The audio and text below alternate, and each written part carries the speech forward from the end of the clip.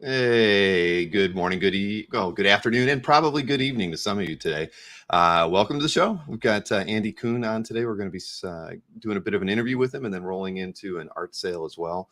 Before we get started, though, I wanted to, many of you have probably already heard that Jeff Smith, creator of Bones, suffered a cardiac arrest last weekend, and he has canceled the remaining shows that he's got this year, and hopefully he'll be back in 2024. But everybody here at CAF HQ definitely sends our thoughts and prayers to Jeff and his family and friends, and we wish him a speedy recovery.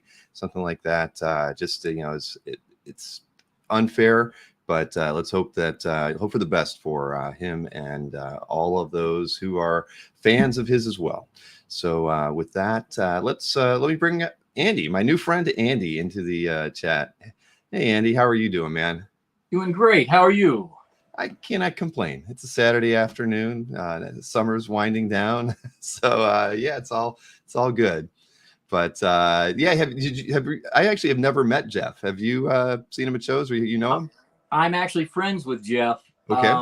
And I just saw him about a month ago because he's on this book tour, and one of the stops was a bookstore that's like right down the street from me. So I went to say hey, and we chatted for a while. But I just saw that on Twitter just before getting on here, and prayers and best wishes, because damn, that sucks.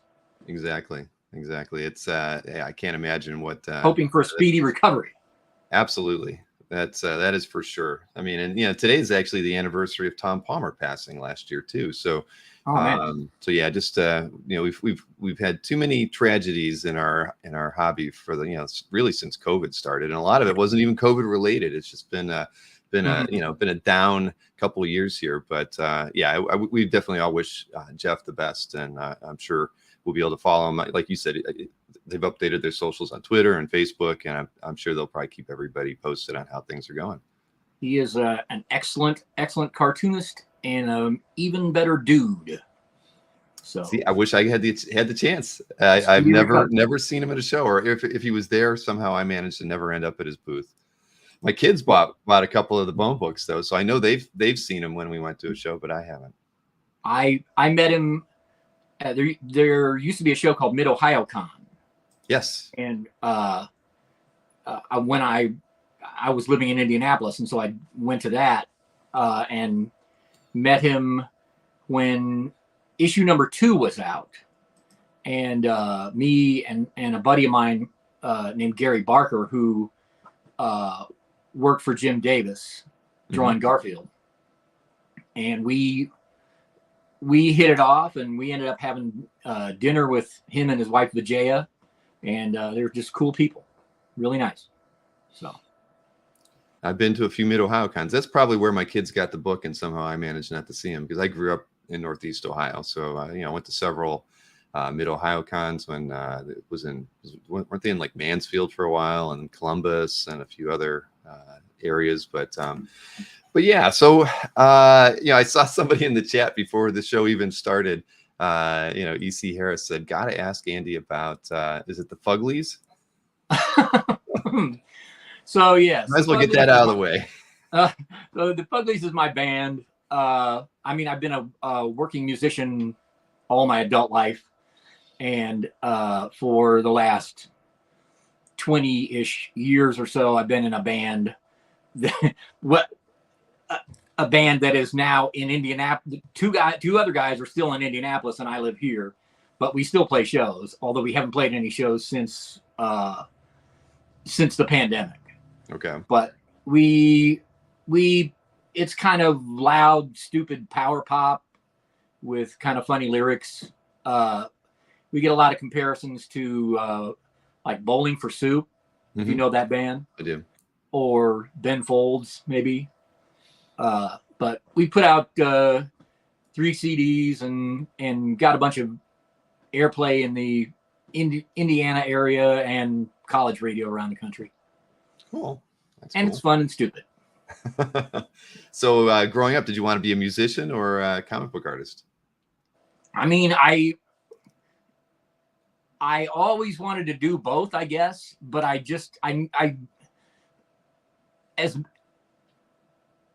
as much of a brass ring as it is to be able to do comics for a living, it is a way harder brass ring to be able to be a musician for a living. At least that's my experience anyway. Mm-hmm. So consequently, I've always done it, but never counted on it to make money, Right. When, how long has that band been together?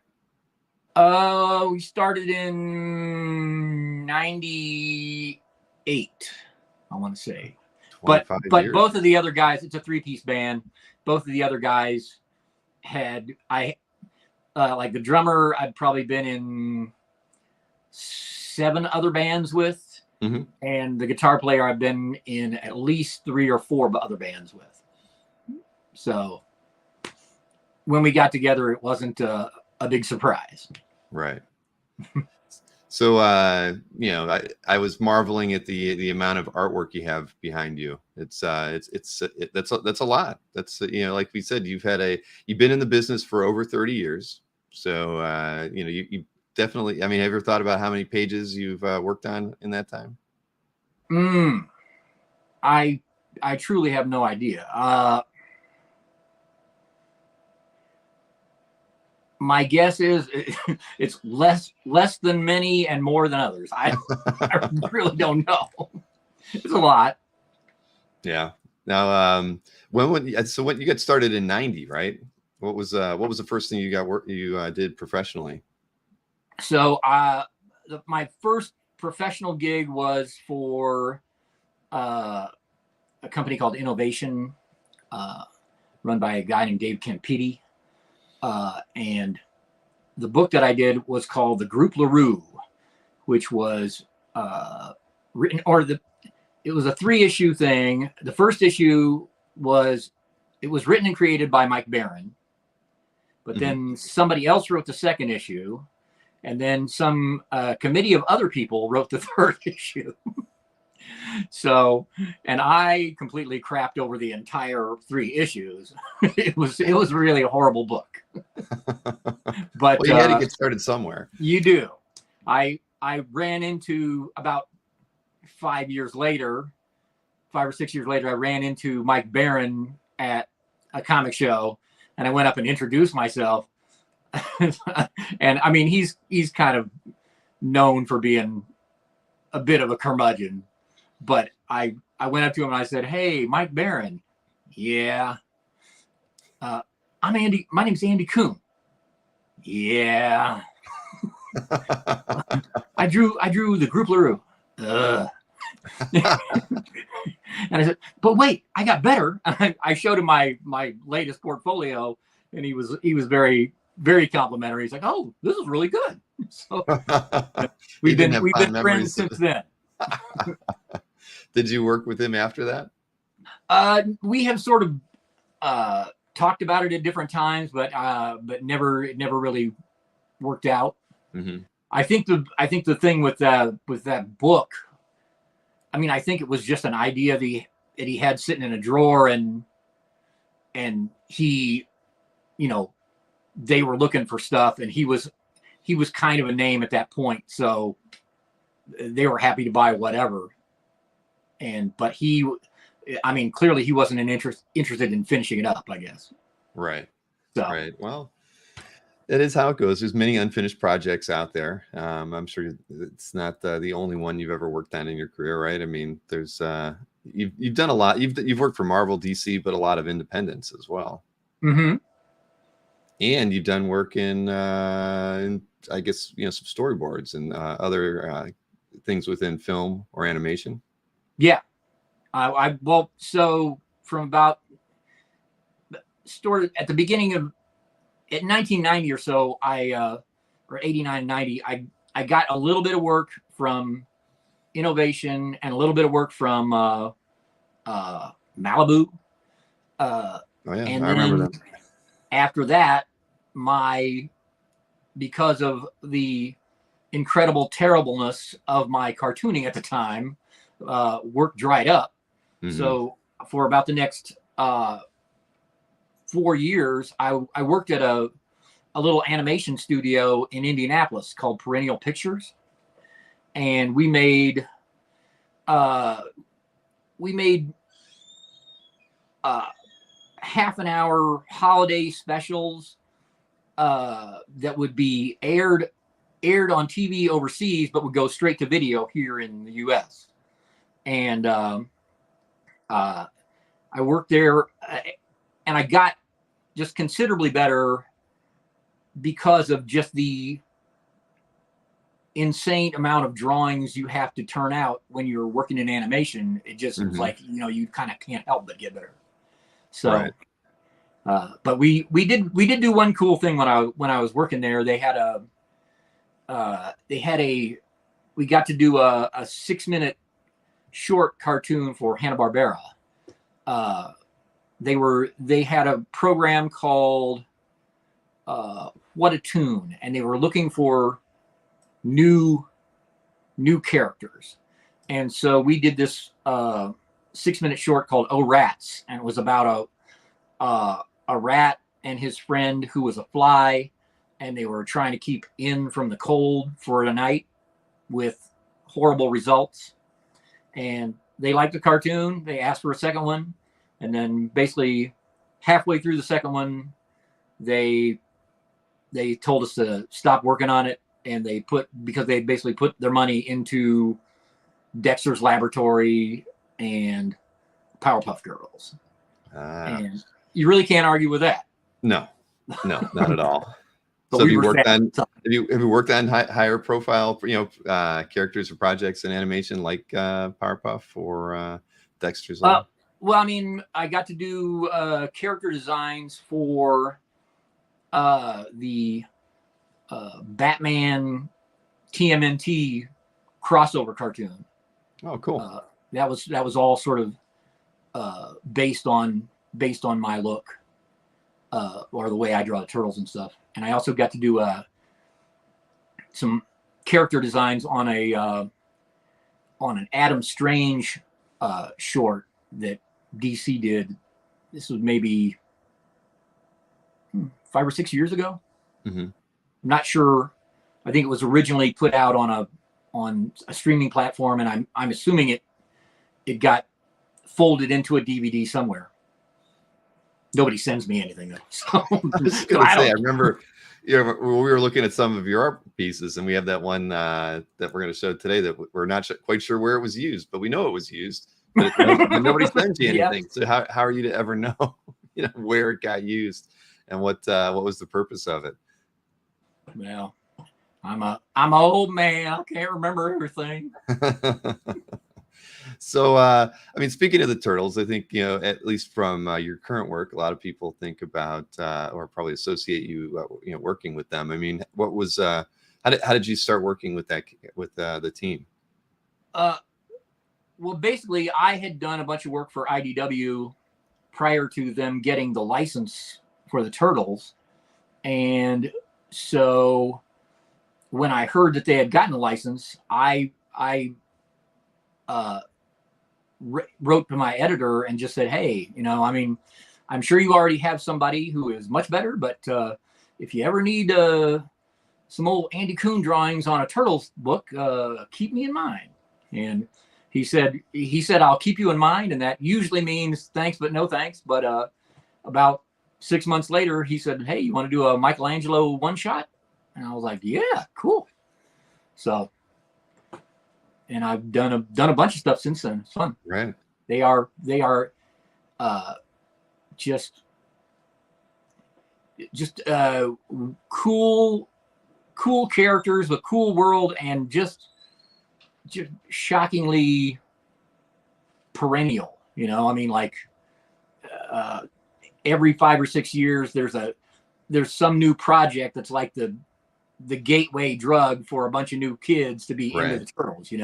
Exactly. There's another animated film, or live action film or something, or new book project. That's true. That's and every show you'll have, I would have people come up to me and, it's like whatever whatever version was,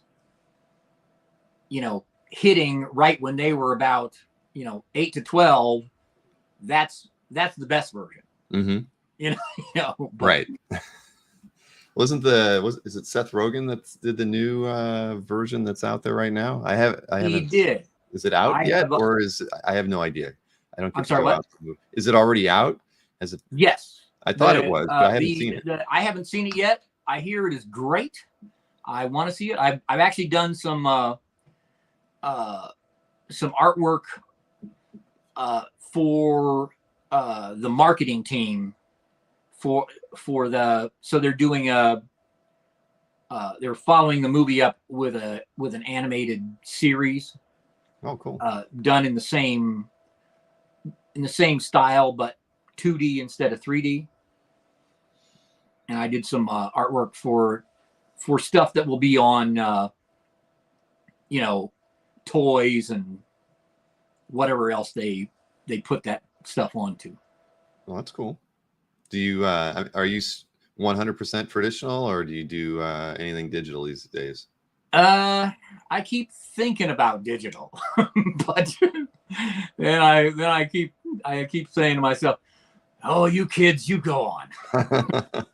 Well, as art collectors, we appreciate that. We would rather you stay traditional, but I always have to ask, right? If I'm not sure, because everybody I know that has switched over to digital is basically just over the moon about it, and about how it speeds up their workflow, and I completely understand that. It's just I'm a way slow learner, so I'm still trying to get a grasp on this whole cartooning thing to begin with. Mm-hmm. so I don't know. Learning a whole new program might be hard for old Andy Kuhn. We'll see. I might do it someday. Well, Jimmy Palmiotti popped in to say hello, and he loves your work. Jimmy, he's a good man. Yes, he is. Yes, he is. Nice to have you in the audience, Jimmy.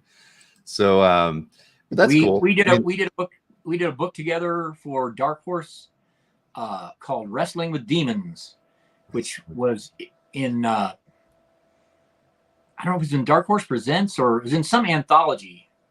It was like 6-8 page sections, and then they put it together with a couple other stories into a graphic novel. Mm-hmm. But it was super fun. Big monsters and MMA fighters. Oh gosh. When was this? 2018 maybe. I guess. Not too long ago. Yeah. Oh, that's cool. So you did, whenever Jimmy you wrote ask it and you drew a it? question that involves me remembering a date, what you're gonna get is I do understand that. I sometimes have that same problem, but yeah, that's cool. Jimmy's worked with a lot of people over the years and continues to. He's always seems to have a Kickstarter percolating or in fulfillment. So he's always got a few things going on. But yeah, so it's like, who haven't you worked with that you'd like to work with? It seems like you've gotten the opportunity to work on its pretty cool properties. But are there some things out there that like the Turtles you'd like to work with? I'm sure there's many that I'm just not going to think of, but like off the top of my head, the one thing that I would love to do that I haven't been able to do yet is any kind of story set in the Hellboy, extended Hellboy universe. I mean, would love it if it was Hellboy, but just anything. I'm such a mad fanatic for Mike Mignola and all his work. I mean, guy is just inspirational. That is for sure. I think your style would probably fit in really well. I think with that world too. There was a point where I would see him at shows, and I mean, we would talk or whatever, and for a few shows there, he was always like, "Hey, your name came up talking about maybe doing a BPRD or something," and And I'm always like, yes, let's do that, please. Mm-hmm. But I think the thing is, like, he's already got kind of a stable of guys that regularly work on that stuff, and he sort of feels obligated to keep them, Sure. you know. Well, like I remember Duncan Fegredo was a great fit on Hellboy, I thought. Totally. Always loved his stuff. Yeah. Amazing. But yeah, that would be pretty cool. You know, for you to get into the Hellboy side of things. That makes a lot of sense. And here's one. I'm not familiar with this, but World of Wildstorm said, don't forget about that awesome card art from Wildstorm's Fast Break basketball game that you did. It sounds like it's maybe in the same vein as that Iditarod artwork we were talking about. Well, except that the Iditarod graphic novel no one will ever buy those pages, but that guy bought all of that card art. Mm-hmm. World of Wildstorm. Yep. Yes. Yes. They are definitely a big card art collector, as I know. So it was basically like a card game back in the late 90s when those things were huge. Yeah. And it was like a basketball based card game that Wildstorm put out. And I did probably, I don't know, maybe a third of the drawings. Sweet. Something. I mean, I did a bunch of them. I know that. But now, were these coming up with characters of your own, or were they riffs? Yeah, I mean, it was basically just all basketball players doing crazy moves and stuff in a real sort of exaggerated cartoony style. That's cool. We got another comment from Mike Bravanek. He said, I met you at Houston Comic Palooza, got a Sinestro plain barf bag. Very cool. Love it. Tell me about the Sinestro plain barf bag. So a thing that I used to do at shows for a while anyway, for a long while, was I would save the barf bags from my flight, and then I would do a drawing of your favorite character throwing up on the barf bag. But I would try to make it a joke. It wasn't just a character throwing up. I mean, it would be like, who's the Flash villain? Is it called Captain Boomerang or? I think that's right. I'm not a DC guy, so. Yeah. Okay, so I did one of him, and he's throwing up, and it's boomeranging and hitting him in the face. Of course. So that's the ridiculous, stupid level of humor. But I was always trying to make a joke. And after a while I stopped because it just got too hard to come up with new jokes all the time. When you were flying in, did you ask your seatmates if you could have their barf bags too? Oh yeah. Oh, totally. If you're not using that, please hand it over. I need it for my upcoming comic. You think you're going to be throwing up before the next destination? But yeah, I stopped after a while just because it got too hard to think up jokes. I mean, kudos to what's the who's the guy that created Gru? Sergio Aragones. Kudos to that guy. He seems to be a bottomless well of cartooning jokes.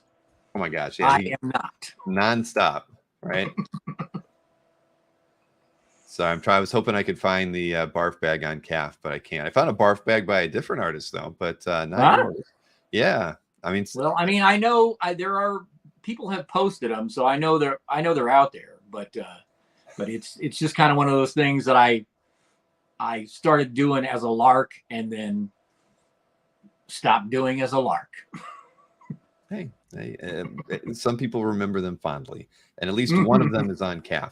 that Right. we don't have an art type for barf bag. We have different mediums and things that pieces could be, but barf bag is not one of the options that people can select, which would make it easier to find them. I still have a big stack of them. I may go back to it at some point. Oh man. So let's see. Mike says, "Look in my." All right, Mike. Well, I'll try my best to do that while I'm chatting here. But yeah, that's fun. So I mean, have you been to shows? Because I'm not sure about your regular con visits and things. But since the pandemic is kind of finished, have you been getting out to shows regularly, or still staying home? I have not. So, my wife is a doctor, and so we are very much still seriously masking and stuff. I am going to do a small show here in Albuquerque in September. It's being put on by a buddy of mine named Mark Fenton. Oh, cool. But that will be my first show since the pandemic. And you'll be masked up for sure for it. I get it. Yeah. I mean, if your wife is a healthcare professional, I mean, you gotta. Oh yeah, I get an earful. I did find the barf bag though, so here I can actually show it on screen. Yeah, there we go. Look at that. Very, very nice. Utterly. I mean, it's free. It's free paper, man. Might as well. Free paper and free stupid. Yeah, Mystery Lucky wants to see everybody post their barf bag artwork if they got it, because I can see some people maybe feeling, is this right to put this on calf? It is, everybody. We encourage all forms of illustration and boards of choice, even if they're bags in this case. So yeah, love it. And did you just stand I get up that on your table? About my artwork a lot. Did you draw these in advance, or did collectors come to you and say, I want a Sinestro on that barf bag? I'm sorry, what? Did you draw those in advance? Like the Sinestro? No. It would be on request at the show. Okay. And it just got, like I said, I mean, I guess if I did them in advance, it would be easier to have more time to think up jokes. But right. I mean, I just. Like so it was spur of the moment, and then I had to come up with a gag or whatever. Mm-hmm. So, but on your pricing sheet on your table, it had 9x12, headshot, 4x14, full figure or barf bag, blah, and that's great. Exactly. Well, congrats to Mike Pravanik for getting one of those and for sharing it in their calf. I love it. That's thank you, Mike. That is very unique. Yeah, barf bag. Oh, see, he had it as one word, but I didn't. I was searching for two. That's why I couldn't find it. Yeah, awesome. So, I mean, any other odd things that you've drawn on as far as things that you've done at shows? Man, I definitely remember a bunch of shows where somebody would be passing around some item or something. I mean, I've definitely drawn on baseballs before, probably a football. But there's a lot of times at shows where somebody will have an item that they cherish or whatever, and then they'll have artists do drawings on the thing. I know I've done some turtle stuff on stuff like that. I can't remember a specific and things like that. Yeah. I've seen sketches on shoes before, and I've probably done that too. I think. But yeah, well, it's that is the nature of our hobby, Andy. I saw. I don't want to get sick, but I do miss weird stuff like that. That's always the best part. Right. Oh no, I can imagine. I mean, I think every artist has their fun stories from shows, whether it's weird requests or it's their just odd things to draw on. I mean, every artist has had more than their fair share of those sorts of things happen to them over the years. We hear about it all the time on the channel or read about it on Facebook. People talking about odd requests and things like that. But it is the nature of our hobby. You know, it attracts all kinds of collectors and interest from people. So, yeah. I did a short story for, oh man, I can't remember the name of the. I can't remember the name of the book, but it was all short stories done by cartoonists about convention experiences. Mm. And so the story that I did was called Con Sketch, and it was basically just a bunch of people asking for weird choices for a convention sketch, and every single choice in the strip I did was something that somebody had asked me for or asked one of my friends for. Right. Well, I'm sure you know, you've had many fun conversations with your peers about the odd requests that have come through. So, oh, totally. Yeah, the fraternity of artists that do con sketches. I'm sure there's lots of fun stories to share. But so you sent me that bio, and one of the things that I wasn't aware of was that Netflix series that came out of work that you and Phil Hester had done, Firebreather. And I mean, Phil's a huge art collector. He's got an amazing gallery on CAF. I mean, I love his art, and I love his taste in artwork that he collects. But how did you and he get started working together? I had met Phil and Andy Parks at a show, maybe Chicago Comic-Con, I'm not sure, but we really hit it off, and I was like a huge fan of both of them. Mm-hmm. And we sort of had tried to work together on some other stuff, and like we did a little short that appeared in Caliber Presents. Okay. But then Phil and I pitched a book to Marvel called The Crew, which was basically Young Avengers, way before Young Avengers was a thing. Mm-hmm. And they were, we sent the pitch pack in and got an email from Chris Claremont the next day saying, "Hey, we love this. We took it down the hall to the money guys. We're over the moon." And it's like, wow, is pitching comics this easy? Because I would have done it a long time ago. But as it turned out, I mean, we sort of, it was like 6 or 8 months where they were interested in it, and then they decided, nah, never mind.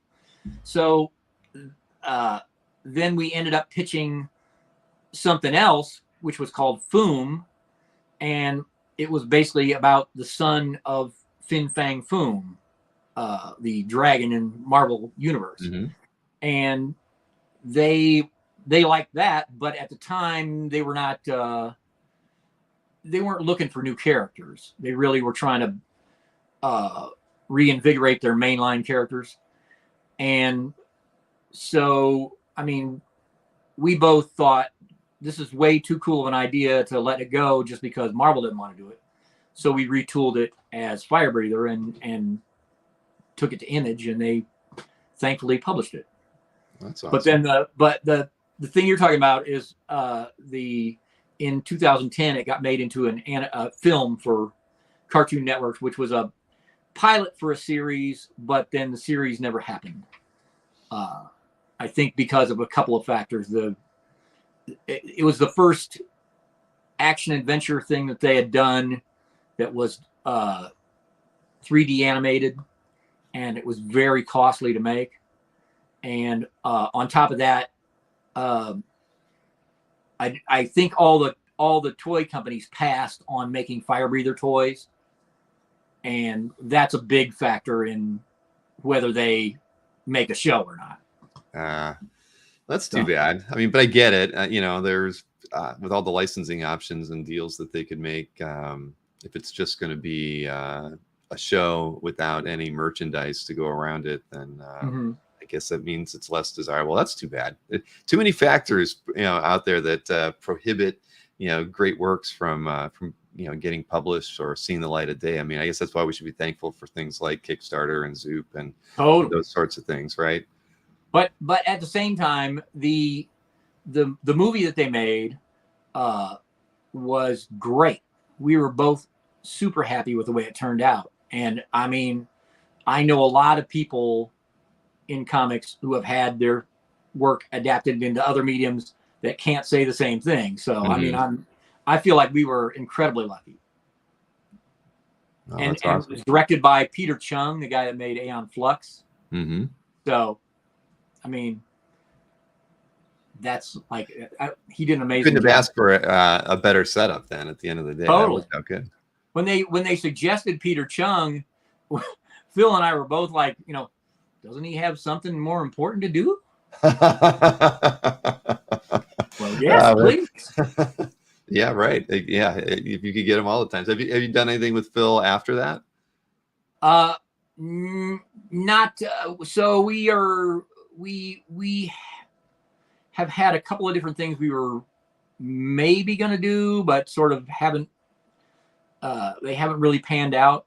But I mean, we still need to finish. There's like 6 issues of Firebreather that need to get done to have it be at least the complete story that we initially wanted to tell. And I really want to get back to that. At the time that Firebreather was coming out, we were like, the sales had gone down so low that we were basically not making any money. And I had to, like Phil had other side work or whatever, but that was my one thing I was doing, and I had to get another job just to keep Top Ramen on the table. Right. I understand. Oh man. Well, that's but that's cool. I mean, well, hopefully you get to work with Phil again. I mean, we've had him on the channel for interview. Gosh, one of our early virtual cons.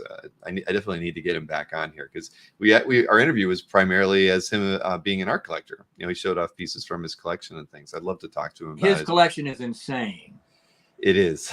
I mean, it's insane for a guy who is not a millionaire, right? But I mean, he's got some amazing pieces.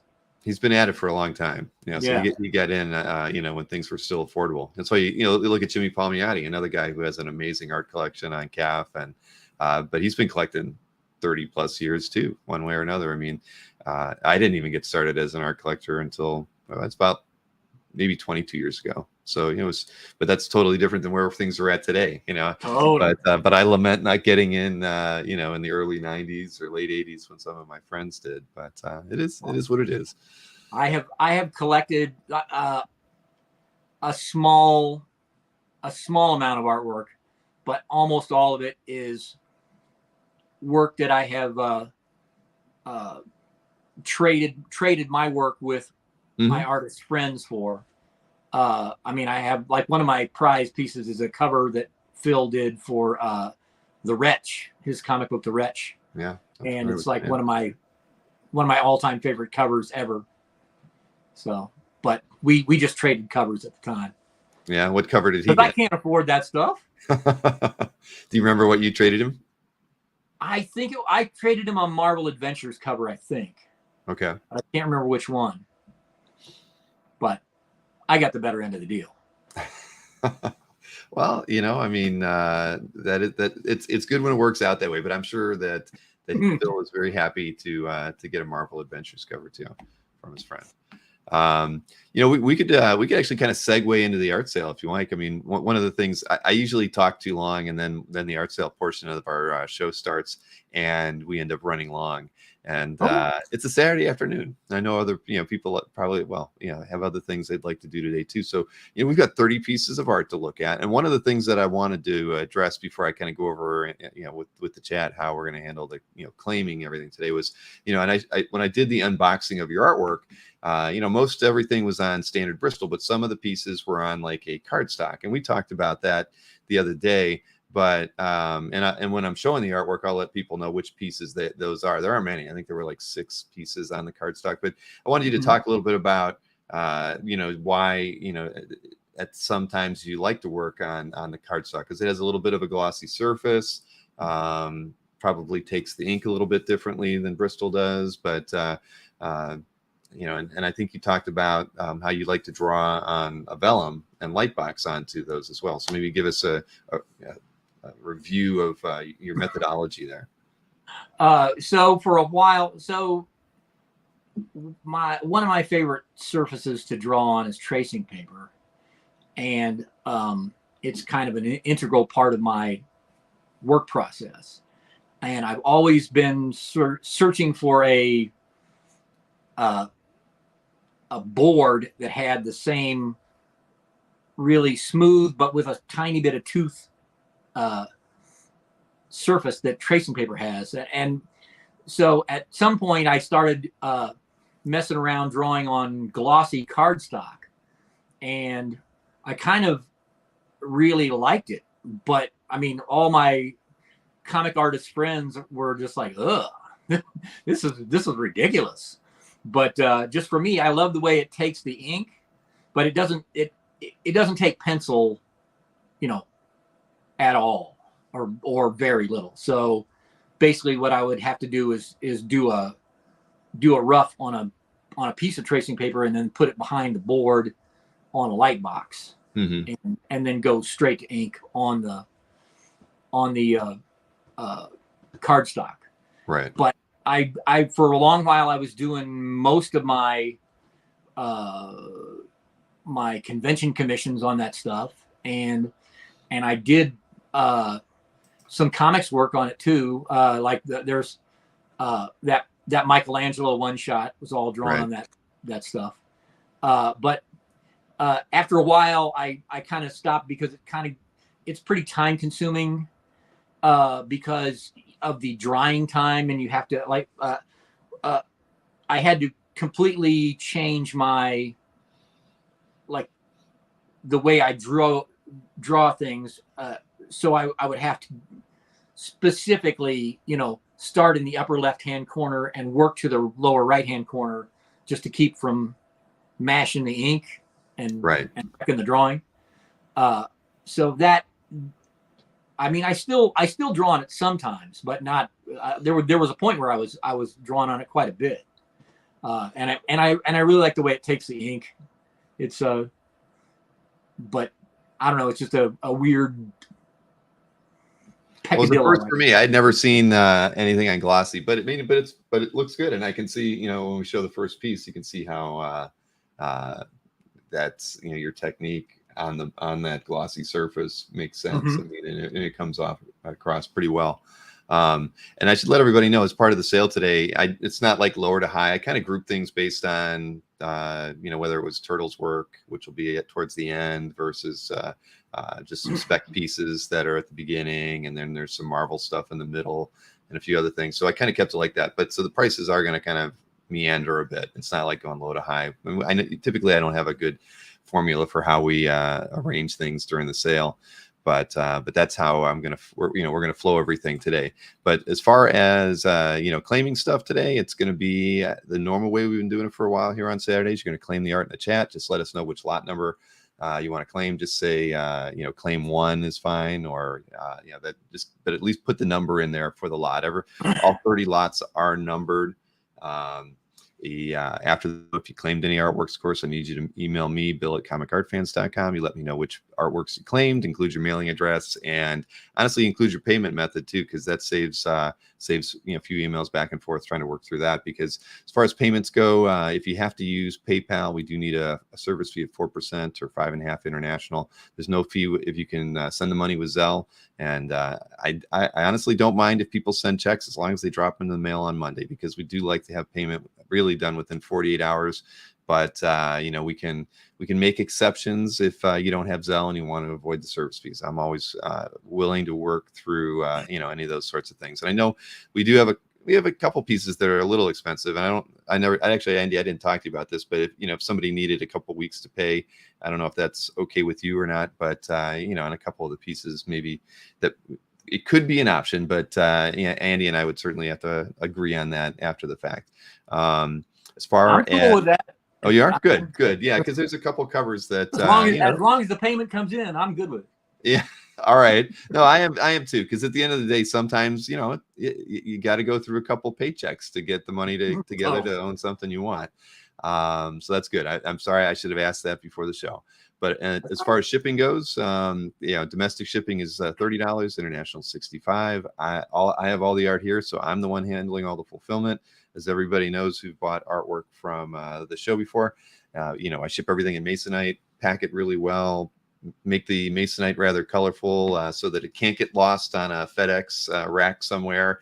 And and we turn things around really quickly, and that's why we like getting the payment within 48 hours. I think I'm pretty much everybody who ordered artwork from the Brereton show last week already has their artwork.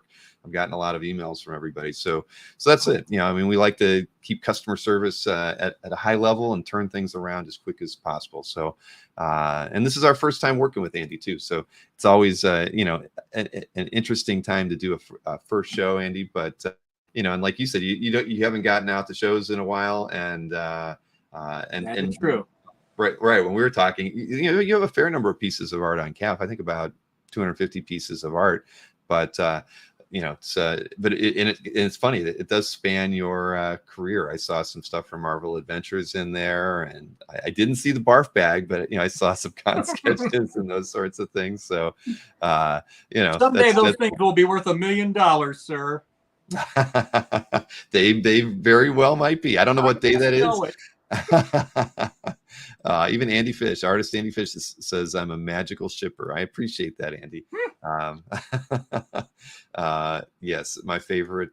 Marcus is always cracking jokes. He says my favorite actor is Denzel. Yes, Zell, exactly. Hey, I don't like charging fees for stuff. It just it is kind of the norm in our, in pretty much all segments of our hobby, even from comic retailers and those sorts of things. If especially when you're doing consignments and working for those sorts of avenues, the fees have just become a part of the way we do business around here. So as I didn't see any questions. I mean, everybody in the audience is probably very familiar with how we've done these before. So just remember, you can claim anything at any time during the show. A lot of people tend to like to maybe see what the pieces are. So you're more than welcome to make a claim. At any point in time, we will recap the pieces that didn't sell at the end of the show as well. And as everybody knows, I usually send out an email to the Comic Art Fans mailing list on Sunday, letting people know unsold stuff as well. So, and if you're watching this on the rewind, if you see something that didn't sell, you can hit me up with an email, bill@comicartfans.com, and I'll let you know if the piece is still available. So there. See, I think I've covered everything, Andy. Now I'm ready to go.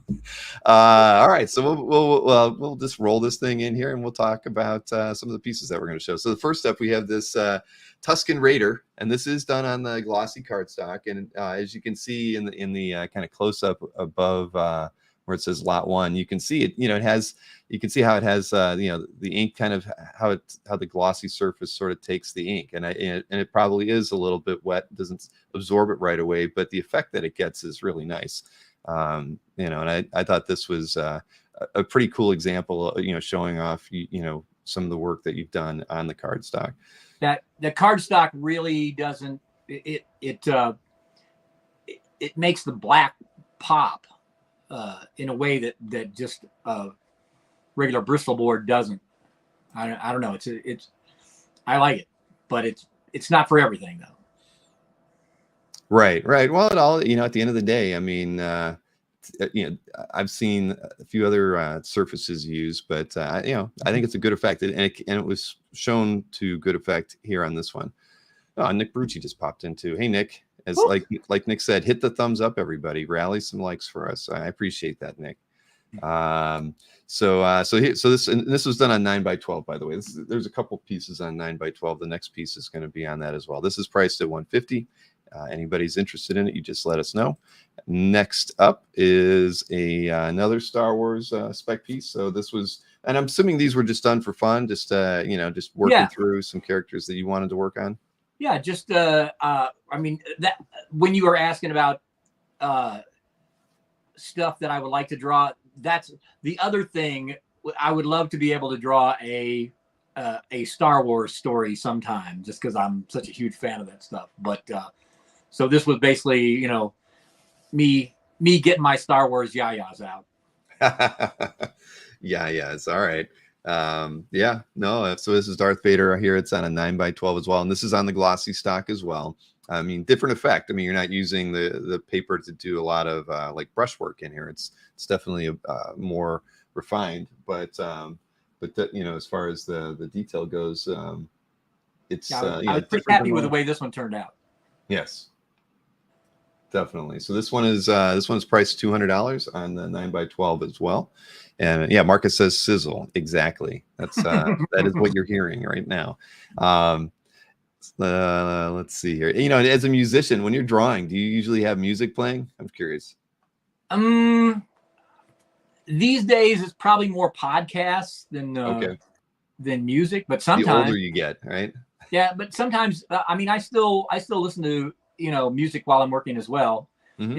It just sort of depends on my mood at the time, I guess. Very good. I listen to more podcasts while I'm working than music. I mean, 20 years ago probably was heavily the other way around. Totally. All right, lot 3 coming up next. This is a Doctor Who piece on the glossy stock. It's on 10x16, so a little bit bigger board. And I remember you telling me there was a story behind this piece, because it was actually a part of this was published on a website that I was part of called Comic Twart, which was started by Chris Somney and lasted for a couple of years, but had Chris and Dan Panosian and oh man, this a bunch of really, really good cartoonists on there, and me, and and like every week somebody would pick a theme or a character, and then we would all do our version of that character. This was a Doctor Who week. So did you ever get to pick a theme? Or I'm trying. I think the one that I can remember, I picked John Carter of Mars. But I'm sure I picked several as they. I mean, there was like a list, a rotating list where, you know, it would just go through and you would pick. But the website eventually fell apart just because everybody started getting too much work to do it. So right, it was fun until everybody got busy. All right, well, this one is still out there. I'll show it again. Lot 3, priced at $400 on 10x16, glossy, the cardstock. And this next piece is on cardstock as well. This is the Crow, same size, 10x16. Now this one was kind of like a tryout piece that you did for something that was going to be coming out, I believe. Yeah. So I was doing work for Chris Ryle at IDW, and he had asked me to do a tryout piece for a Crow miniseries that was going to be set in Japan, and but I still owed him pages from a story that a zombies versus robots story that I was working on. So I had to finish that up first, and by the time I did this piece and turned it in, they had already picked somebody else for the series. But I was happy with the way the piece turned out. Yeah, I mean, that probably would have been a job you would have liked to have gotten, right? Have you? Oh yeah. You know James Awar? I do. I mean, I met him at several shows, and we sort of, at one point, we were kind of talking about working together on something, but I don't even remember what it was that he was. I mean, it never got as far as finding a publisher or anything, but it was just you know,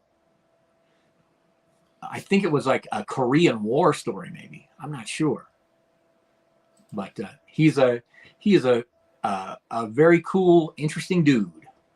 Yeah, yes, he is. I had dinner with him once, and I had a couple of conversations with him. But yeah, I mean, I love his stuff too, right? I mean, he's an amazing artist. I don't have anything from the Crow, but yeah, I've always loved his style. So that would have been interesting.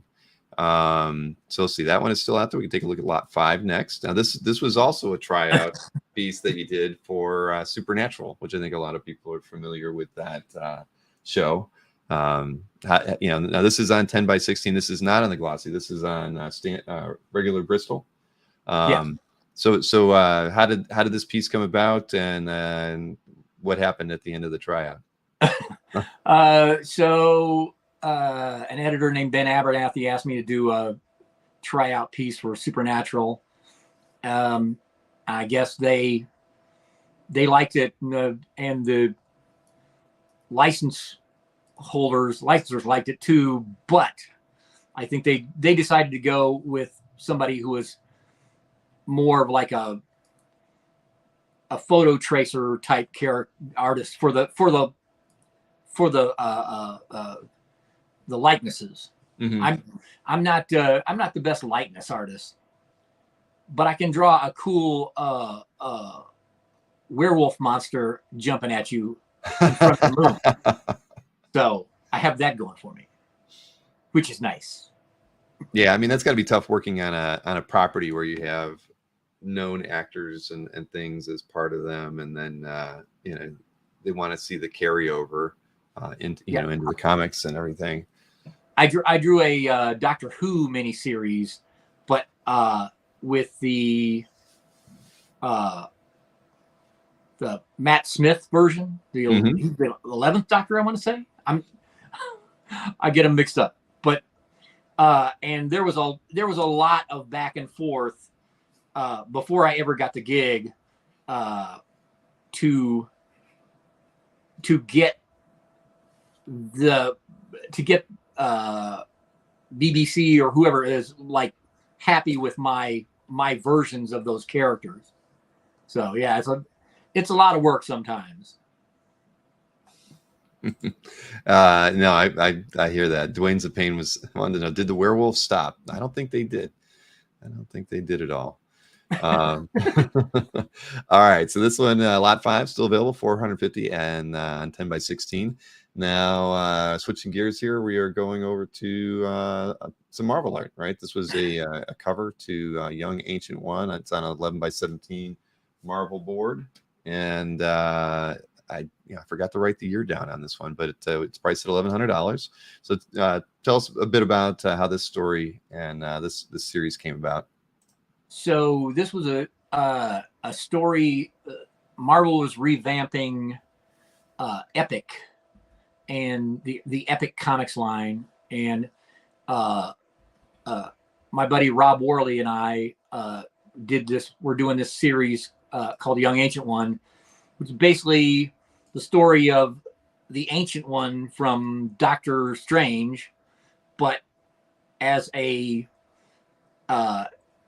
kid in feudal Japan, and he's like a little kung fu ass kicker who sort of, the story is about his path to the mystic arts and how he eventually becomes, the Ancient One that we know today. But it was a really cool. The story was great, and we did the first issue, and then Marvel decided to put the kibosh on the whole Epic line, and they basically took several first issues and packaged them together into one giant size one shot called Epic Illustrated or something maybe. Mm-hmm. So it was definitely that the series was kind of like a turning point in my artwork. I mean, I definitely feel like I leveled up a little bit, and and I was very sad that it didn't end up going all 3 issues, because it was a cool story. Yeah, and I just checked. This was from 2004. Yes, so that's kind of like 14 years into your career, you leveled up. That's always well, a good thing. It's like, for me, about every 4 years or so, I will have like about a 2-week period where I'm like, hey, I'm really kind of starting to get the hang of this cartooning thing. And then it all goes to hell after that. So it's a roller coaster, basically. Oh, But that's a good thing, though. As long as you should never be too satisfied with your work for too long. There's no problem with that, sir. Yeah. All right. Well, we will look at the next one now. And what do we got here? Lot number 7. Now, this is obviously an homage to that Frank Frazetta work. But this is from Mars Attacks Occupation. It's covered issue 1, priced to $1,500. It's on 11 by 17 Bristol as well. And how did you get the gig working on a Mars Attacks book like this? I think so. I had done a Mars Attacks. This was for IDW, and I'd done a Mars Attacks one shot. They had a month of where they did Mars Attacks,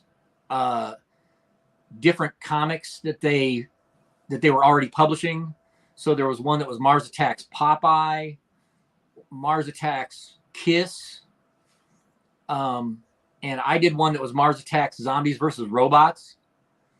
And the cool thing about it was the story was set in Albuquerque, and so on one page I drew a bunch of the zombies to look like the main characters from Breaking Bad,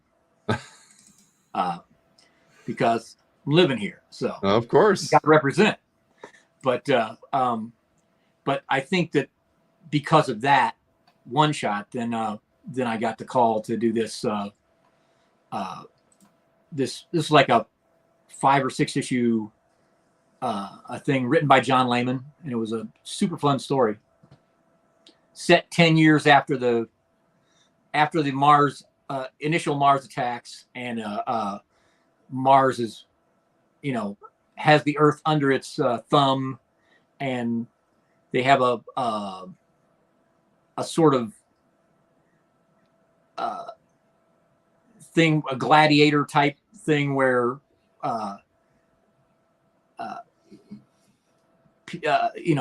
fighters will fight with robots or whatever, with other Martians and stuff until they hold on. Let me. But we're going to see those in the next pages. I mean, so we can yeah. So lot 7's still out there. We can take a look at lot 8 too, because this is the first page to the first issue, and obviously you get the gladiator thing going on right here, where she's, the first panel is one of the aliens getting it right in the nose. Not that they have much of a nose to begin with in the first place, but there wouldn't be much left if there was any after that fist. So. Yeah, this is cool. I mean, I guess it probably was a lot of fun, right? Because there's a lot of action scenes throughout. Oh, totally. She's an MMA fighter who gets conscripted into this, into this bread and circuses type scenario, and she leads a revolt against the Martians or whatever. But it was very fun stuff. You can't go wrong with a big brain in a jar. No, you cannot. I mean, that's very fun to do. And now typically, have you always inked yourself in comics too? No, when I first started out, I was not. I mean, I've always sort of learned to do that, but when I first started out, I was not fast enough to be able to. But then, sometime in the mid 90s or late 90s, probably, I got a gig from Dark Horse drawing 3 issues of a book called Digimon. I don't know if you know what that is. I do. Okay. Kids. So, I mean, it's a Japanese animated cartoon, and I mean, basically I was doing adaptations of specific episodes of the cartoon. So they'd sent me all these, all this reference, these screen grabs or whatever. But they wanted it done in pencil because they didn't want to have to pay an inker. So they wanted really super tight pencils. So I worked out this method where I could use a light box and pencil super tight. And by the time I was like in the middle of the first issue, I was just thinking to myself, if I was holding a pen right now, I would have an inked page. Why am I not doing this? Right, So exactly. it's basically Digimon that that got me into, basically inking myself. Pretty much after that, I've inked myself almost exclusively. Well, I have to thank Nick Brucci for claiming this piece to get the ice broken. Thank you so much, Nick. But that makes a lot of sense. I mean, I mean, you're basically, when you're doing the penciling and the inking, I mean, hopefully you're getting paid a little bit more because you're doing both. I mean, it makes sense. And, and then, the true you is kind of flowing through that, I mean, I get it. It makes, but it took a while though to get to that point, right? When was Digimon? Digimon was probably like at least, I would say that was, man, I'm going to say late 90s, but I'm not even, as I said, if you ask me a date, don't know. I can guesstimate, but. Got it. All right. Well, Andy Fish is actually getting that one. Nick and Andy have agreed to allow Andy to take that one, and it's okay. We actually have a couple other battle pages from this as well coming up. So I'll show those. Show the next one here for you. How do people battle it out on this site? Well, it's more camaraderie, when somebody sees something and two people try to claim it. Sometimes the first person who claims it will say, if the second guy really wanted it, I'll step back because I know I'll see something else, and so it works. That's how it works. It's very friendly. We don't have a lot of not a lot of battling.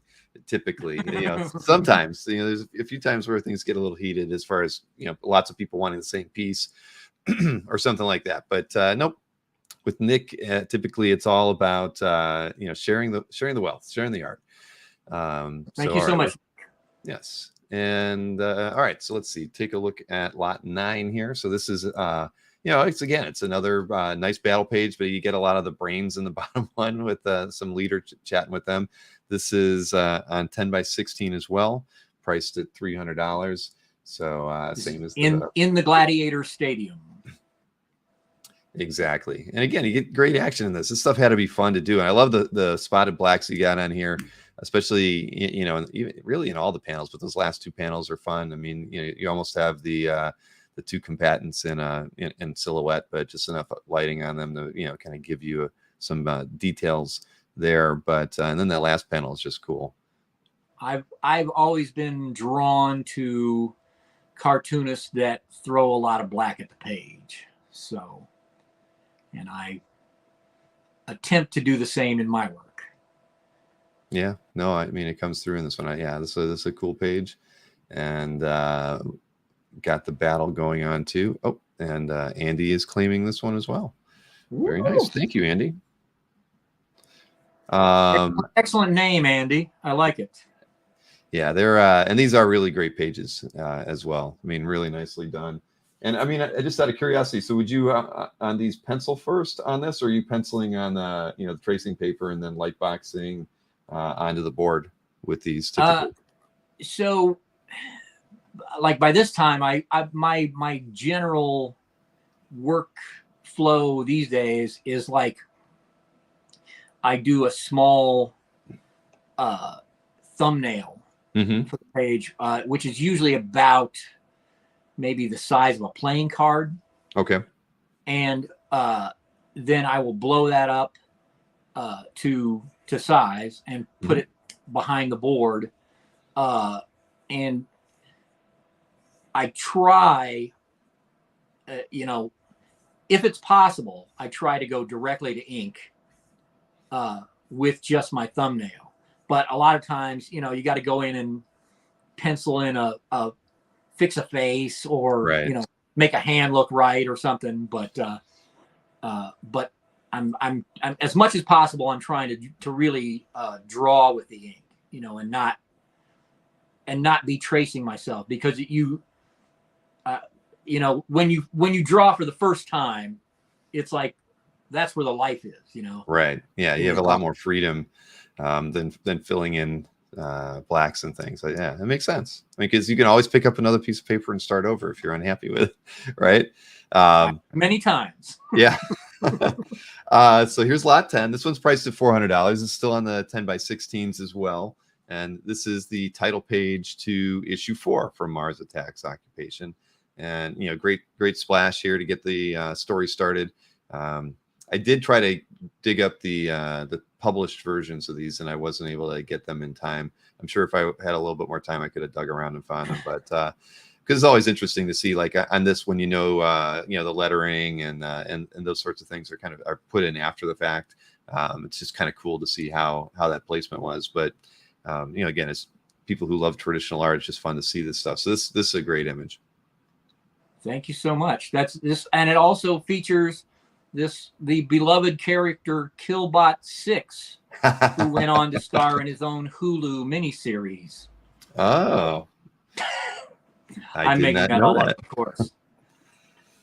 It does not say Bill. Cool, yeah, Marcus says it says Billbot. It does not say Billbot, Marcus. It says Killbot on there. But very nice page as well. And I think this was the last of the Mars Attack stuff we have. So this is lot 10, still out there, $400 on the 10 by 16. So we're switching gears a little bit here. We're going over to a IDW title that was Robert Howard's Savage Sword, Night of the Wolves. We got wolves again here. This was a part of I show the cover to the book, the Savage Sword book, but these books typically had 2 or 3 stories in them. And so this is from issue 10. It's page 2, I think, of an 8-page story. Yes, my one time that I got to draw Conan for 8 pages. And was that fun? I mean, my God. Yeah. I mean, I basically, this was, you know, within the last, I don't know when this came out, maybe 2017, maybe something like that. I don't know, but or no, 2016. But I mean, at the time, I really didn't think I was, you know, I was like jonesing to draw any. I mean, I pretty much gotten to draw most of the characters that I loved as a kid, and then I got offered a Conan story. I'm like, oh, forgot about him. So yeah, it was a blast. Big Conan fan. Yeah, and panel layout on this is nice. I love that. You know, essentially I guess you'd say that's the second panel, you know, up there at the top that goes, you know, edge to edge on there. But just fun storytelling on this page. Then you get the wolf, you know, getting Conan's axe there right at the end, right through the chest. I don't think he survived that one. No. All right. Well, this one's still out there. We have one other page from the story, and it's really, really nice as well. I mean, the same kind of thing. You get the wolves and Conan, and that, you know, and that last panel is just, you know, amazing. You know, but you know, so you draw really great fight scenes. As I said to you, that's my Prince Valiant homage. There's a Hal Foster page where he is fighting a bunch of guys on a bridge or something. That's very, you know, I mean, a much more elevated version of what I attempted to do here. But I was just trying to pay a little homage to Hal Foster. Well, it's very nicely done. And yeah, they shouldn't. They should have known better to mess with Conan. Werewolves, man. What are you gonna do? Yeah, exactly.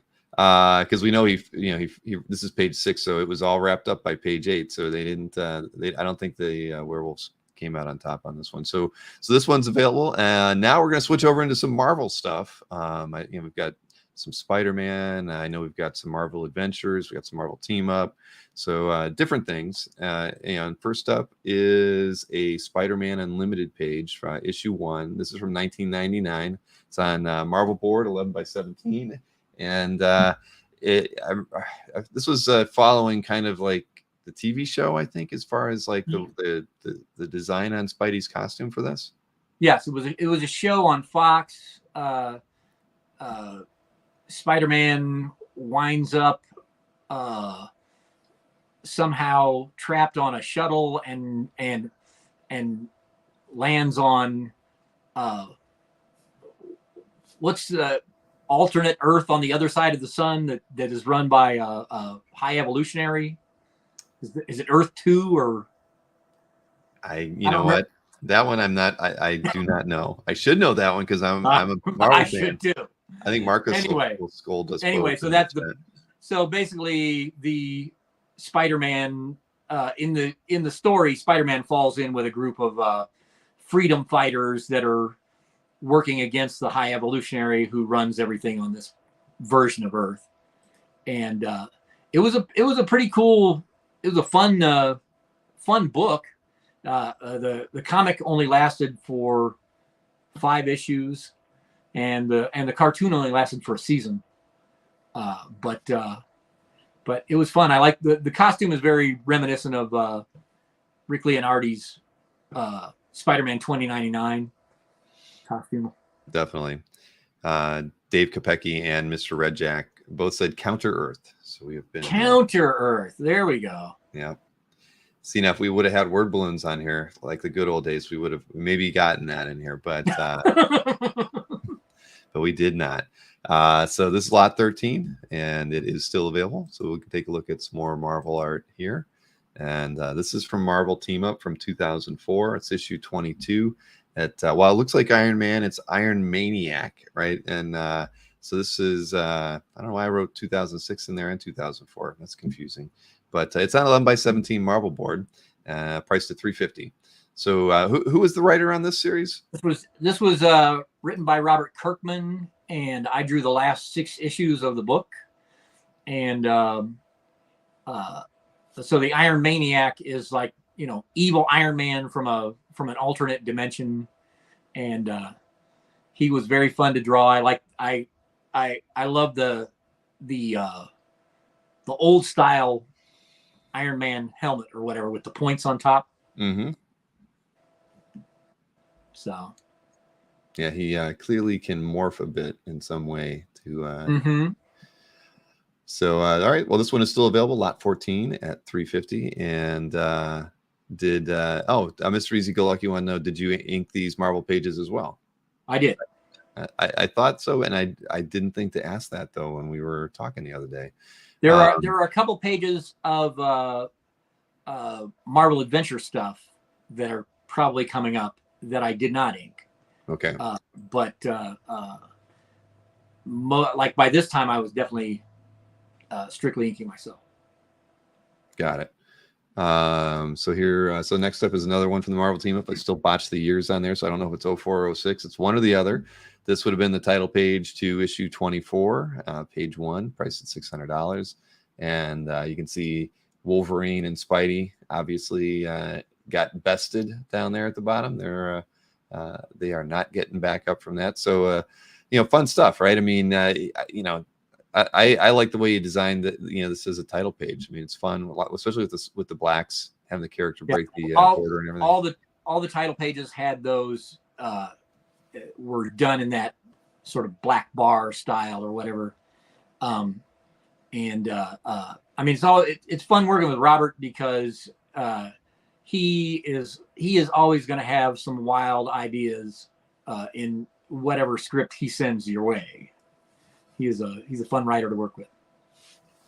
So did you get have you talked with him when you typically get a script from him, or do you just kind of dive into the work? I mean, I probably did at the time. Like these days, Robert is very busy. Yes, he is. but at the time, he was sort of mid-level Robert Kirkman. So, but yeah, I mean, he's a good dude. I've known him for a long time. I knew him, when he was still lowercase Robert Kirkman. And Robert Kirkman is another big art collector too. His sweet spot is a lot of 90s art. I've talked to him a couple times at different shows, and he's like, if you ever see anything from this title with this artist, let me know. I'm looking for some good stuff. So yeah, but it's always cool when when you have comics creators like Phil or Robert that are also really into the the medium. They love seeing the artwork. I mean, it's important to them too. So that's awesome. Let's see. Now moving to the next piece. Now we're moving into some Marvel Adventure stuff, and this is lot 16. Now is this inked by you or not inked by you? This is not inked by me. I believe this is inked by the guy who was regularly inking me at Marvel at the time was a guy named Harry Candelario. excellent inker, and excellent dude. Well, I like this one. I mean, I love the way you drew the thing on here. So this is from issue 9, page 20, 1997. So a little earlier in your career. Like you said, you started inking yourself more early 2000s or late 90s. This is on 11 by 17 Marvel board, and got the classic Marvel Adventures stamp on it too, which is cool. So you have the cover to the issue up there. I inked that.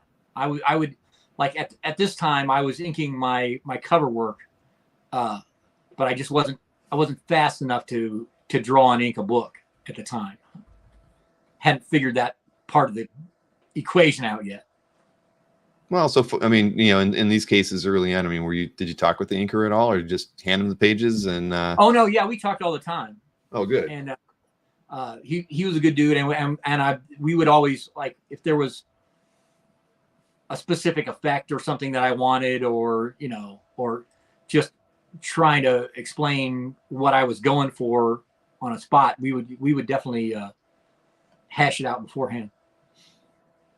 Cool. Well, I do like your rendition of the thing on here. So this is hey, he's fighting the mole man too, right?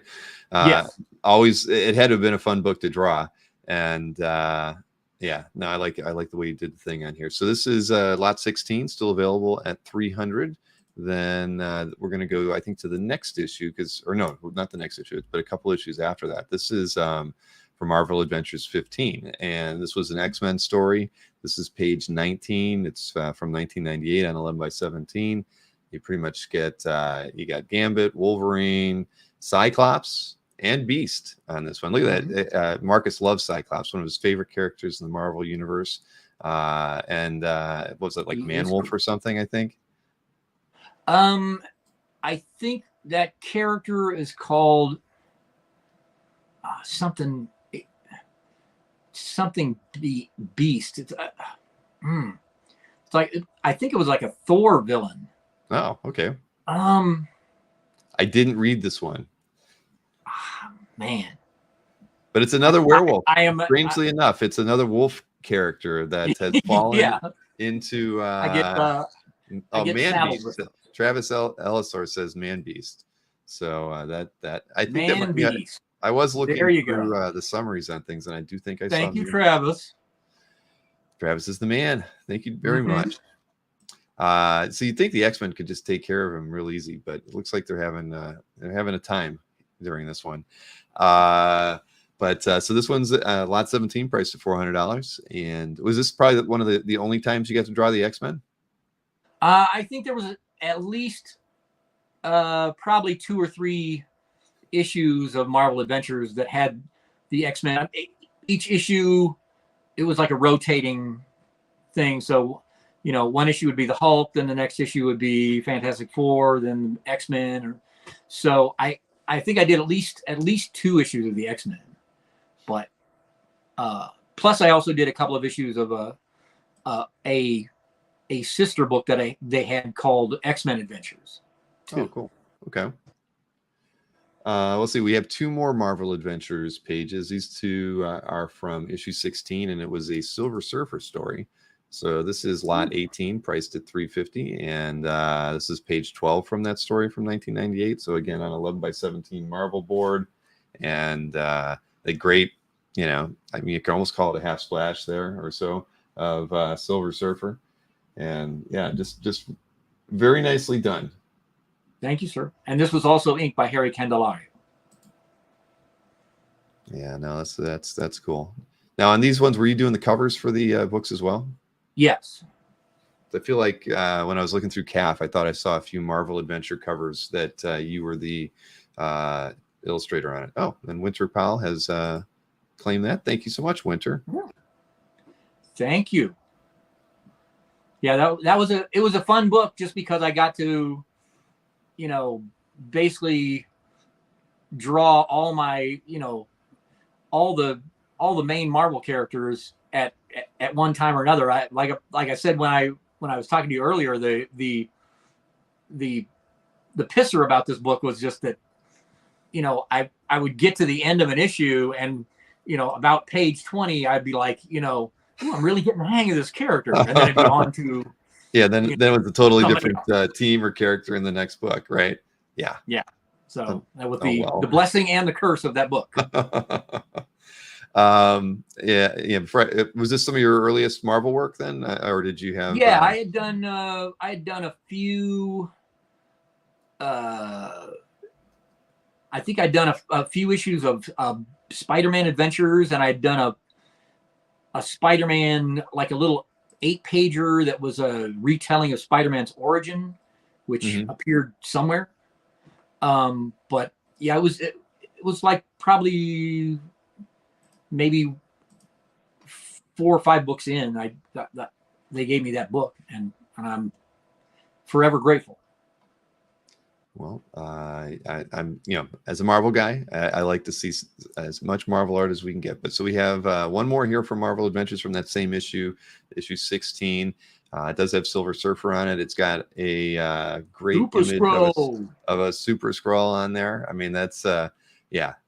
I mean, that's a big fist coming down right there. But this one is priced at $4.50, and definitely we can call this one a half splash. I found the colored image of the main panel there as well. But fun stuff. I mean, if you love Marvel, Super Skrull is like one of my all-time favorite villains from Marvel history. That isn't related to the X-Men. That's right. So but great image here, and a lot of fun. I mean, I would think as somebody who's getting into working at Marvel, that these had to be fun stories to kind of jump into.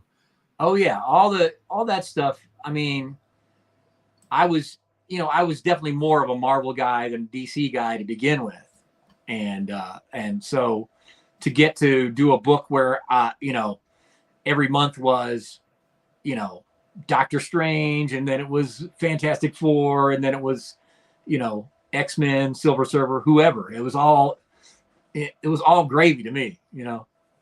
Loved it.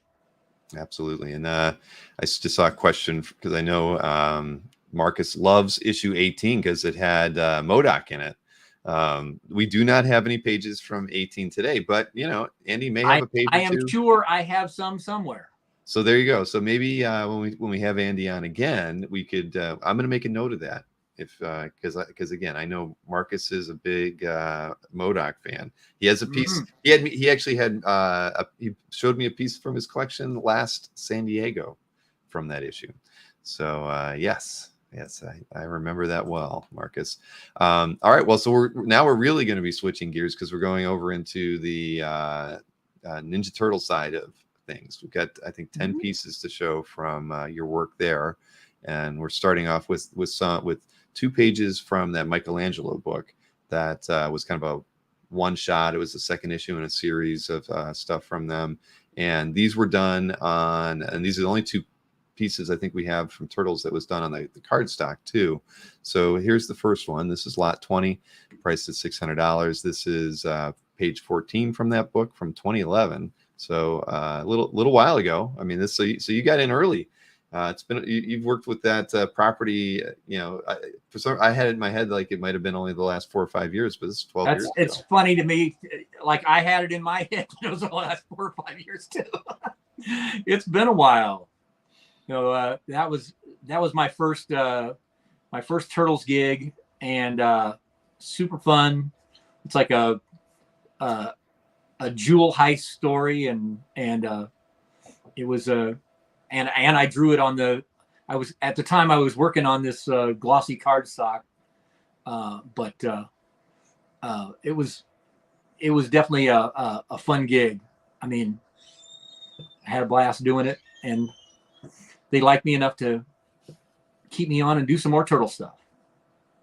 Hey, nothing wrong with that at all. So this was your first Turtles work, though, right? Was on this Michelangelo story?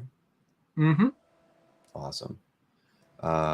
So this is again lot 20, priced at $600, and I will show the other page from this book. This is page 21, where that bad guy gets it right in the face. Look, right at midnight too, right? It looks like it's New Year's Eve celebration. It's a New Year's Eve jewel heist extravaganza. And this one's that is priced at $500, not the $600 that the previous page was, but you know, nicely done. I mean, they had to have enjoyed your work to invite you back to do more Turtles things. They were nice enough to let me do more. All right, so this lot 21, it is out there as well. Let's go ahead and let's see. Oh, hey, before we move on, I'll highlight that because Nick Perucci, thank you so much, Woo! Nick. And I did, you know, Nick. yes, and actually, yes, Winter Pal did get lot 18, actually, right? Wasn't it 18? Maybe I'm mistaken. No, she said she's claiming 14. I'm sorry. Yes, Winter Pal got lot 14 and 18. So there you go. I appreciate that, Winter. And Nick for reminding me to have highlighted that because I didn't do that when it came in. But Nick, great pickup. And Winter, thank you for your second pickup during the show today. Perfect. Now we're going to do something. I mean, it's still Turtles, but something a little different. This next one is from the Mutanimals. It was like a 4-issue series, I think. And this is the cover to issue 1 from 2015. It's on 10 by 16 board. And it's priced at $1,500. And, you know, your style just fits really well, you know, with these characters. I mean, the Turtles as well, but you know, just I love it. You have everything that we've looked at, you know, when these are fight scenes or something, you just have a very kinetic energy with the way you draw your figures. It's fun, you know, it really is. And then when you have these creatures, it makes it all the more interesting. So for something like this, I mean, did you have to do a lot of you know, like character studies before you could really get into drawing the actual book? Well, a little bit for sure, because I was not familiar with these characters at all. Because I mean, when I got into drawing the Turtles, I was not really like a huge Turtles fan. I thought they were cool, but I was, you know, I just thought they would be a cool thing to draw, and they gave me a job. So I then sort of, after the fact, had to, you know, do my research and become a real Turtles fan. But yeah, these characters, anytime I get to draw like freaking weird lizard guy on a skateboard or whatever it is, that's always fun, you know. Or a crab, or a soft shell crab with a dumpster on its back. Yes, I mean, it's all like this whole miniseries was super fun. It was written by a guy named Paul Aller, and it was a fun miniseries. Awesome. Well, this a lot of cool action. Yeah, and in a train yard and whatnot. In a what? In a train yard. I never had to draw a train yard before. So yeah, you have to do a lot of research for that. Pull up stuff on the internet. Mm-hmm. All right. Well, this is lot 22, still available at $1,500. Cover to Mutanimals #1. And next up, we've got another cover. This is the cover to Teenage Mutant Ninja Turtles Urban Legends issue 25. And this was done not too long ago, 2020. It's on 11 by 17 board. And, you know, I just love this image. I mean, this is like, to me, this is almost like a classic Marvel cover type image where where the villain is, you know, you can't make them out. You've got, you know, the Great Shadow on the back wall. They're in an alley, you know, or the, you know, no, they're not in an alley. They're in the sewers, and it's just cool. I mean, I you know, when I saw this one, this might be my favorite one because it kind of makes me think about, you know, those, you know, classic. Well, it definitely 70s. Like when the image popped into my head, I was definitely sort of homaging a lot of sort of 70s Marvel covers, or like my recollection of those covers, you know. So yeah, Dwayne Zapane even says kind of Frank Miller-esque. Yeah, definitely. The silhouette. I can see that. I'm not hating on that. And, love me some Frank Miller. Yes, indeed. Yeah, and we always love a lot of bricks in art. We always feel like the more bricks that a page has, probably the more valuable it should be. Of course, it is it's a thing here on the channel. But yeah, I love this image a lot, and yeah, And I even like the color cover. A lot of times when I see, because we love seeing the original art, right? A lot of times you see the color piece and it doesn't like hold up as well as the black and white original as does. But this is, really nicely done. I mean, I really like the colored cover as well. The cover was colored by my buddy Ryan Cody, who is an awesome cartoonist in his own right. And shout out to you, Ryan. He did an awesome job. Well, indeed. All right, so we've got 4 interior pages coming up from this run. The next 2 are actually from we have one more. We have one more cover to go to, and that is lot 24. And then we're going to have 4 interiors to look at. So this is the cover to issue 13, and this is on 2012. It's priced at $1,100. Now on this one, it does look where the background has some digital things layered in there. I mean, was that done by you as well? Yeah. All the Turtles covers I colored myself, and so it was done specifically with a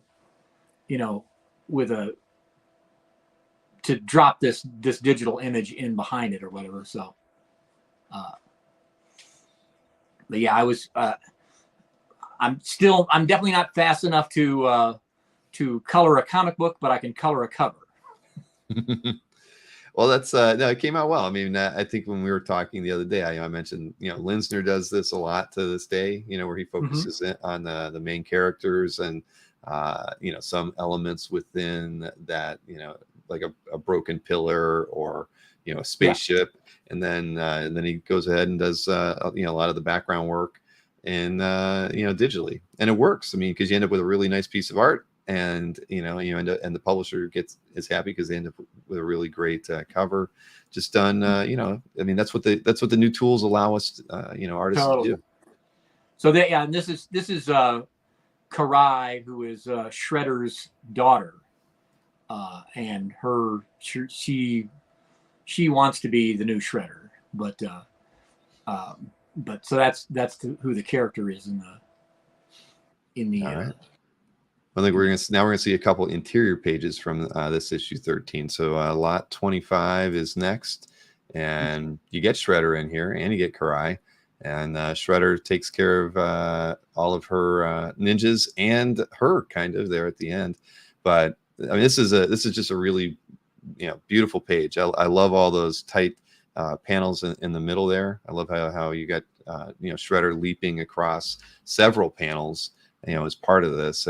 This is on 10x16 board, priced at $750. But just a really, really beautiful action page. Again, I mean, I think you, like I mentioned earlier, you have a knack for drawing these battle scenes, and they just come out. I mean, I love it. I really, and with those tight panels in the center, it's a great mechanism for storytelling.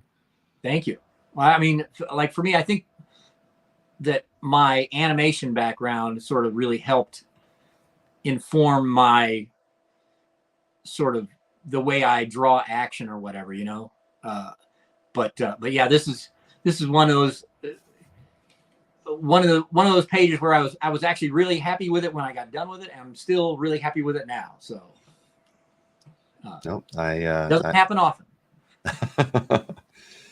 That's again, I think we said that earlier. That's a good thing. Always keep you on your toes and trying to do better. But so this one's still out there, $750 on lot 25. Let me take a look at lot 26. This is from the same issue. This is page 22, so closer to the end of the story on 10x16. This one's priced at $650, and we get which turtle was this that was coming in there in those first 2 panels?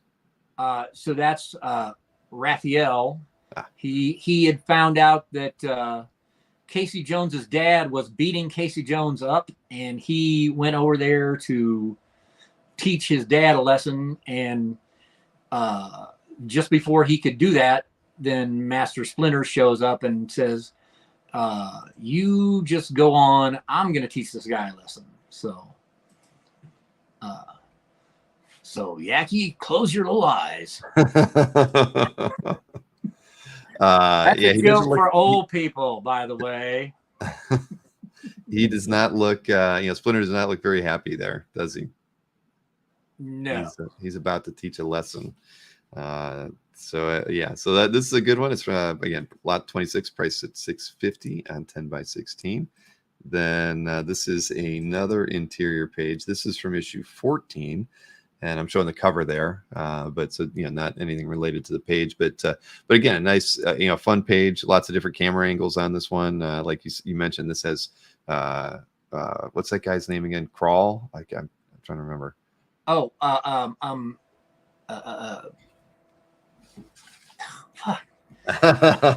See, I knew I should have wrote that down. Oh, Krang.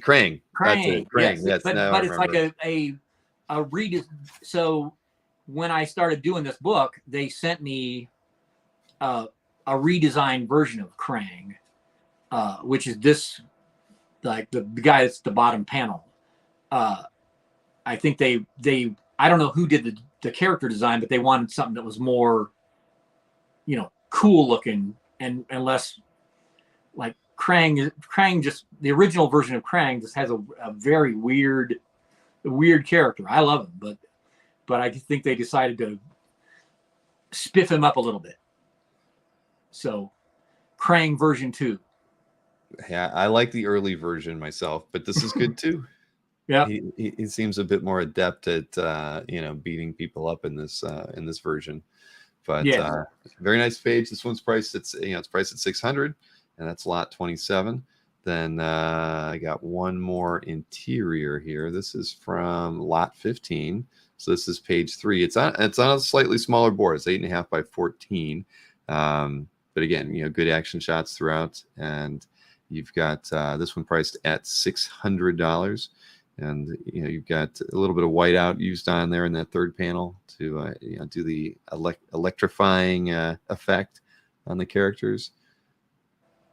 And you got Slash in the middle panel. Yeah. Who's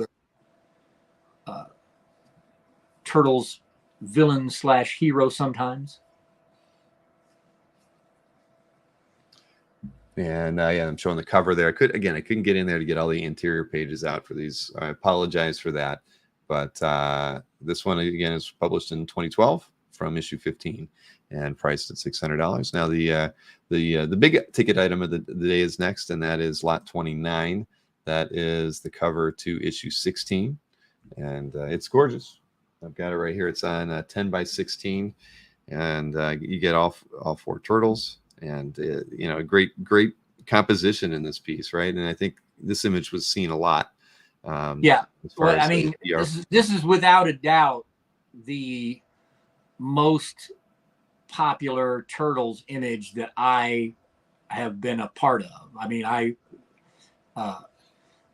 I've sold prints of my covers at shows, and this one like outsells the other ones running away. I mean, it's and people gravitate towards it. So thank you for liking it. No, I mean, it's fantastic. I mean, you really get to all 4 turtles there. You got all their weapons out. I mean, it's awesome. And I even like the coloring job that was done on this one too. So very fortunate to work with a good partner there on the coloring side of things. Yeah, that was actually colored by my buddy Bill Crabtree. Oh, really? Yeah. Oh, awesome. And so you worked with Bill before? He was I mean, I basically brought him into comics he colored Firebreather when I was doing that book. Oh, cool. I mean, I basically just met him when I moved here to Albuquerque. I did a signing at a shop, and he showed up and showed me his work, and I'm like, wow, you're really good, dude. Well, lot 4. I wanted to mention. I just saw that Ron Shepard claimed lot 4. That was the Supernatural. Was that lot 4? Woo. Or that was lot 5 actually. The Crow was lot 4. So I assume you want the Supernatural one, right, Ron? Because Crow was 4, Supernatural was 5. So I'll nudge that up to lot 5 there on that one. But thank you very much, Ronald. Ronald's got a great eye for art. He's a good patron to my show and Nick's. So thank you very much, Ronald. Thank you, Ronald.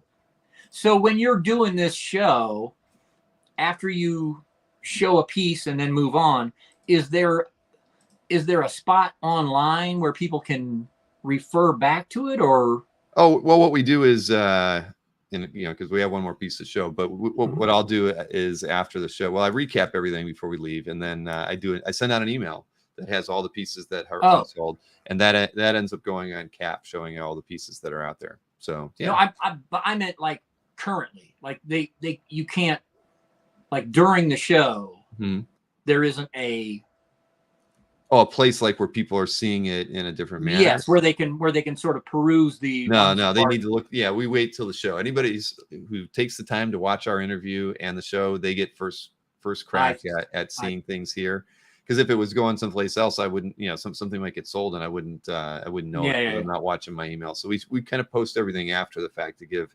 Because we get a lot more views after shows than we do, during them, just because it's just how it is. Especially our nightly shows, when people in Europe are already in bed, they're watching it the next morning or listening to it. So, so yeah, that's kind of how these work. We should have talked more beforehand, Andy, but that's all right. But we'll show this last piece here too, because this is an interesting piece, and it's one that I don't have in hand. I should set up a temporary calf gallery, but they do come up as news items. But it's worth a try. But here, let me show the last item, and we can talk about this one. This is we couldn't figure it out what this was used for, but it is a published Marvel cover. We just don't know what and how it was used, because it may have been used in something outside of Marvel. So here's the story. This was not published by Marvel. It was a magazine like a Psychology Today or something. I don't remember what the magazine was, but I mean, it went through Marvel. They basically hired me through Marvel. But so all these Marvel characters are sitting around the TV, and on the TV in the published piece was a photograph of some TV executive, like children's programming executive or something, who was, I guess, making a bunch of Marvel cartoons or whatever. So it was it was published as a magazine cover, but I don't remember the name of the magazine. But then, do you want me to talk about the offer? Yeah, well, so we were offering it at $1,000 as is, and Andy thought that if anybody wanted a special commission, done on the TV screen for, Andy, you can talk a bit about that. We would do something for like another $250 if anybody wanted something added to it, and that's why I don't have the art with me, because we felt if somebody did want to get it and have something interesting drawn into that, then Andy would be more than happy to do that. And yes. I see Ron is okay. Yeah, here, I'll switch over to you because you got the art in hand, right? Yeah. There we go. So that's on 11 by 17. Yep. So if you want a picture of you or your mom, or a TV exec, or of some kind, Batman, whatever you think would be cool, I'm down for it. Marcus, as long as it's not, every single Avenger or something like that. Mm-hmm. Yeah, and it could have been. You never know. That's why I can tell you, I did a few searches and I could not locate it. I was dragging the image and doing image-based searches off of the black and white, and I got nothing close to it. I tried, but so that piece is out there as well. So we can go ahead and recap things right now, and again, thank you to Ron and Andy and Winter and Nick for picking up pieces while we went through these the first time.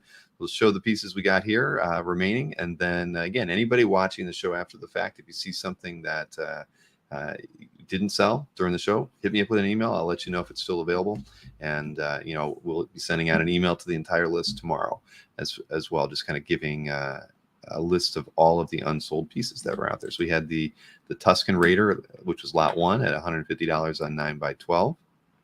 We also had the Darth Vader on the 9x12 glossy, and this is lot 2, priced at $200.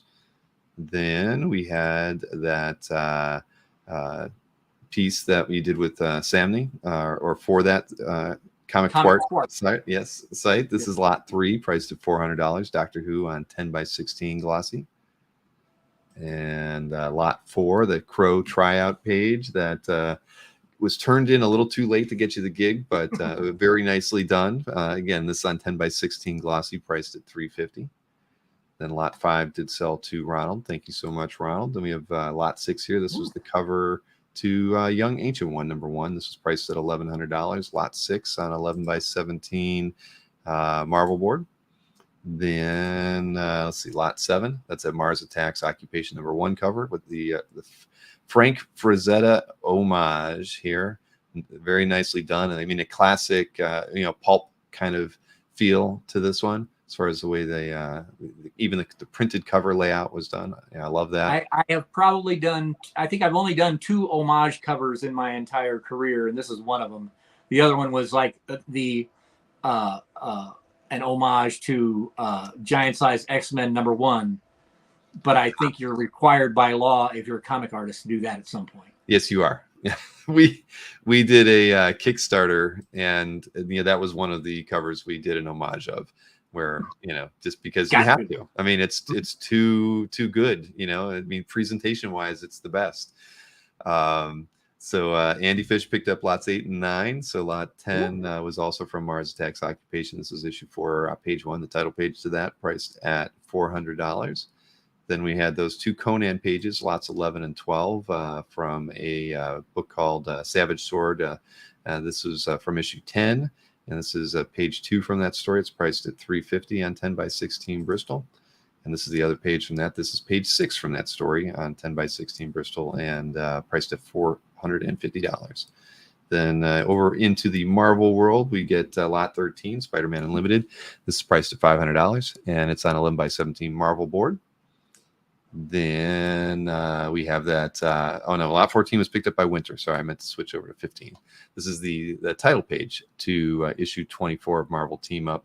Oh, I know why I wrote it like that. It's printed in 2006 from the Marvel Team Up 2004 series, because obviously there's been a couple Marvel Team Up series that are out there. Yeah, that's why I did that. All right, now this was the second or I guess the latest Marvel Team Up series, I think, or there may have been a new one since then. I don't know. I don't know, but this was the second one. So this one's priced at $600. Yeah. Then we have lot 16, which was The Thing. This one's priced at $300. It's from issue 9, page 20 on Marvel board as well, and 11x17. Then page 17 with the X-Men on it. That one is $400. This is lot 17, but this is on issue 15 from Marvel Adventures, 1998. Winter Powell picked up lot 18. That was that one with the great Silver Surfer image on it. Thank you, Winter. So from the same book that Winter got her page from, this is lot 19 from issue 16, priced at $450 with that great super scrawl. Almost getting Silver Surfer into trouble there. So this one's priced at $450. And we got lot 20. This is on glossy stock, and this one's it's 10x16, priced at $600 from Michelangelo. This was like a side book where they focus on the different turtles. So this was issue 2, page 14, and Nick Perucci picked up lot 21. So I go ahead and jump over to 22. That was the cover to Mutanimals number 1, priced at $1,500. Lot 23 is that Urban Legends 25 cover, priced at $1,800. Then we got the cover to issue 13 from Teenage Mutant Ninja Turtles, priced at $1,100. And then the interiors that we got from that same book.